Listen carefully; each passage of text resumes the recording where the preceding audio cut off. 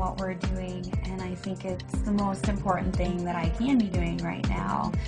There are so many people who are sick, and if this can help them, people have to know about this. It's fantastic that I get to share this with my family, that we're doing this together, and that we both feel so passionately about it. She was on over 40 different medicines. She had been on methotrexate and Plaquenil, one of those which nearly destroyed her vision. All the potent anti-inflammatories, the Vioxx and the Celebrex, and was on all sorts of painkillers and all sorts of antibiotics. She had classic steroid toxicity. Her face was the shape of a moon because there's a lot of swelling that occurs in the face. At the age of 16, was diagnosed with juvenile rheumatoid arthritis, and that evolved into a lupus condition, a diagnosis of interstitial cystitis, an autoimmune disorder. Bedridden 4 years. Her mother thought she would never survive. I went to talk to William as a friend and as a doctor about his experience with patients and how they used cannabis. Seeing what the juicing did for me, using it in this form, was so significant. It changed my life. About 4 to 6 weeks after I started on juicing every day, I had no more back pain. I didn't need pain pills.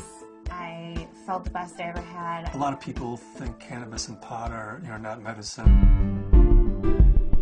I had stumbled on an article in Scientific American, December 2004.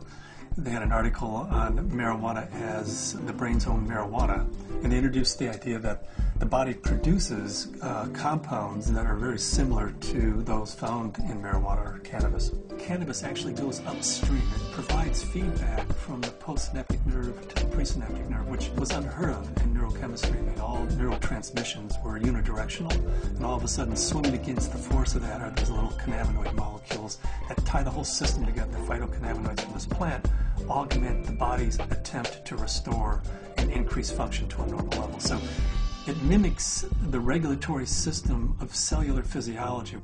And recently the Food and Drug Administration has approved of CBD, which is a cannabinoid like THC, one of 80 cannabinoids. The federal patent compares vitamin C, vitamin E, and CBD, or cannabidiol. CBD turns out to be more potent than either of those two.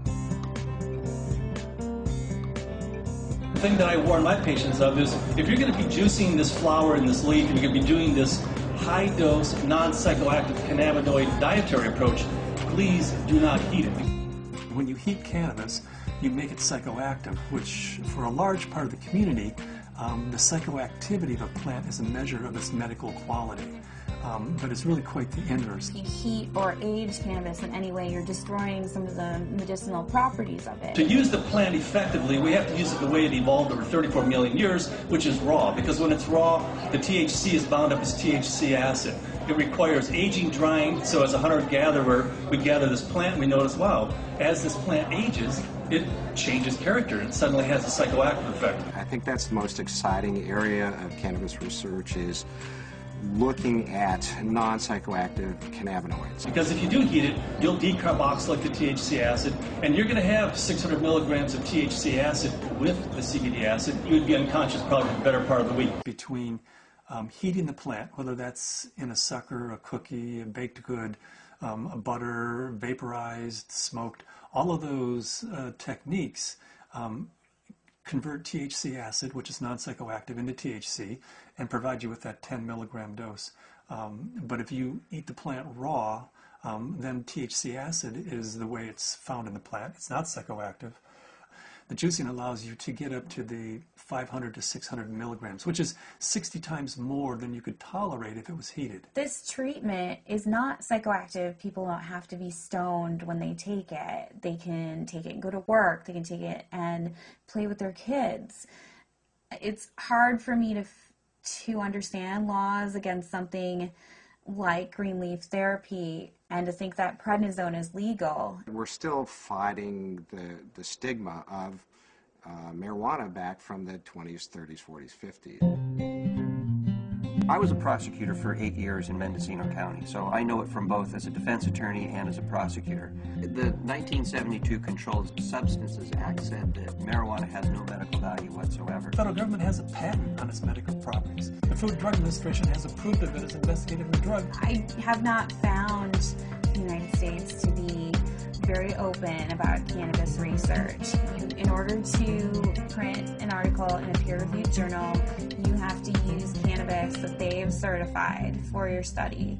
And there are physicians who have waited 3, 4, 5, 6 years, some even longer than that, to just get a sample. The federal government's been kind of schizophrenic in the way it looks at marijuana. It says it has no medical value under that act, but at the same time, the federal government has been funding research in marijuana for years, for decades, and they've even patented certain strains of marijuana because they recognize it has that medical value. The California Narcotic Officers Association does not believe in medical marijuana. They believe it's all a big scam, and that's how they train law enforcement officers. Law enforcement is allowed to take a percentage of all assets that are forfeited and seized under the state and federal asset forfeiture laws. So it takes the really enlightened and compassionate law enforcement officer to recognize that these medical marijuana laws are designed to protect patients.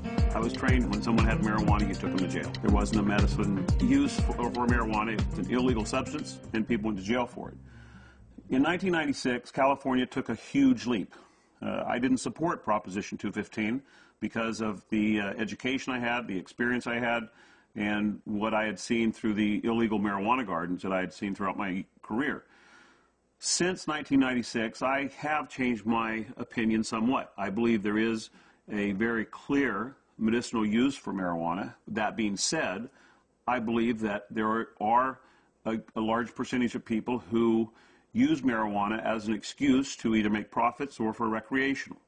The people who use marijuana for the true intended use that the voters passed, medicinal, I'll do everything I can to support their rights. There's many more things that law enforcement can be focused on than medicinal marijuana.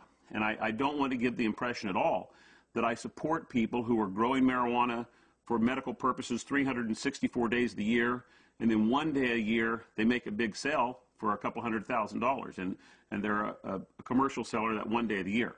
They're the people who are causing problems for the people who really and truly need and can use medical marijuana.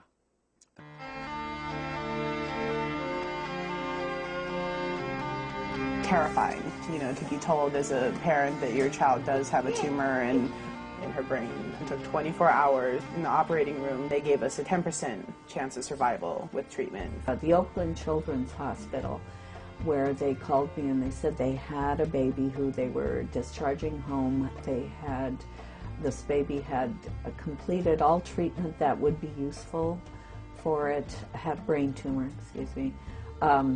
had surgery, had radiation and chemo, and the tumors were still growing and still multiplying, and therefore they said to the parents, just take this baby home and make it comfortable, because there's nothing more that we know that will help its condition. Started to accept to the point where the illness had taken her and us, and try and find some acceptance. A month went by and I got in contact with the family, and they said, well, we just came back from Children's Hospital. They did a CAT scan. The tumors have shrunk and there are fewer of them. And they said, I'll tell you what we've been doing. We've been juicing the fan leaves of the marijuana plant and giving our baby a shot glass of this juice every day. This is like this wonderful hospice story. She is no longer on hospice. I brought the oxygen concentrator back. It's just one of those wonderful success stories. The plant is a pretty amazing plant because it appears that the juice of this plant is saving this baby's life. Here we have something that can really change people's lives. I mean, I was laying in bed, catheterized, thinking that physicians were just trying to make me comfortable. They really didn't think that there was anything more that they could do, and that I may not live to be 30, which I am now, that was the best I could hope for, the best I could hope for was taking enough methadone and Percocet every day that I just didn't feel anything at all. I had gotten in touch with Dr. Courtney because we had received a doctor's recommendation from one of his patients, and in it asked that they start juicing the leaves and having capsules and a few other items which I didn't know anything about. So after I contacted him, I was really excited to hear that there might be some other alternatives to the smoking of the cannabis. These are friends we've had in the past year. They said, your father's not the same as he was when we first met him, and he seems to be much more alive and much, doing a lot more and more active. And I had informed them that it was because of the juice that he had been taking. Right after we started juicing, that he seemed to be more active. We would do things out in the garage more, and he wouldn't spend so much time in his chair. We have ran out periodically in the last year and a half, and that's what made me convinced that he needed it, because when he would run out, he would have trouble getting out of the car. I had 4 doctors tell me that I should have a hysterectomy. You either have no ovaries, or at the very least you're sterile. That my endometriosis was so bad I would never be able to have a child. Despite very potent birth control, despite being sterile, Zahaya decided she was going to come join the party. Come on.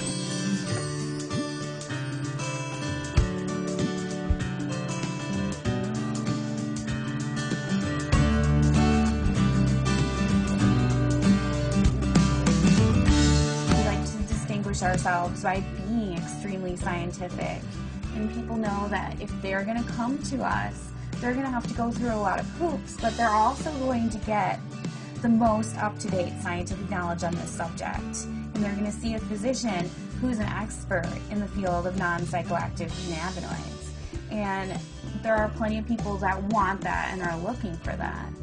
We opened our 5th office in Luxembourg. Their government is really sympathetic and open. There's an international group studying autism and CBD in Luxembourg.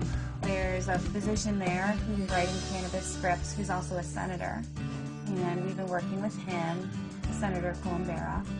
The government may be actually funding experiments in a research center using cannabis, in large part because of Dr. Courtney's work with non-psychoactive cannabinoids and Senator Colombera's work with cancer patients.